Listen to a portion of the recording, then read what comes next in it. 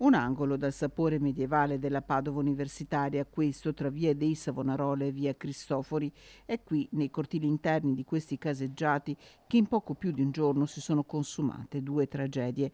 La prima poco dopo la mezzanotte di venerdì, la seconda poco dopo mezzogiorno, quando l'uomo che ha sparato su un gruppo di giovani che stavano festeggiando la laurea si è tolto la vita lanciandosi da un terrazzino del terzo piano di un condominio.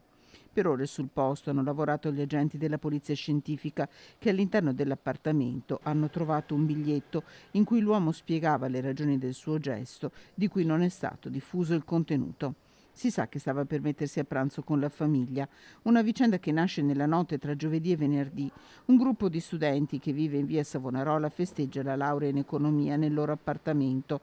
Dall'interno alcuni si spostano sul terrazzino e iniziano a leggere il papiro. Prima un bagliore, poi alcune gocce di sangue, dolore al braccio per uno, all'orecchio per un altro, schizzi anche sul papiro. Pochi secondi ed è chiaro che sono stati raggiunti da una fucilata sparata da poca distanza.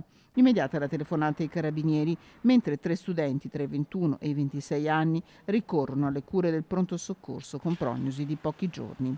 Sul terrazzo dell'appartamento i militari rinvengono altri pallini di piombo. L'ipotesi è semplice: il colpo è partito da uno dei condomini vicini. L'incrocio tra i vari dati permette ai carabinieri di individuare il responsabile, il 75enne. Nel suo terrazzo i militari sequestrano un fucile da caccia regolarmente denunciato, una cartuccia esplosa e altre cartucce. Per lui scatta la denuncia, mentre in città la condanna per il fatto è unanime e arriva anche dalla magnifica rettrice Daniela Mapelli. La tragedia sfiorata 24 ore prima diventa tragedia reale con la morte del 75enne su cui adesso indaga la procura.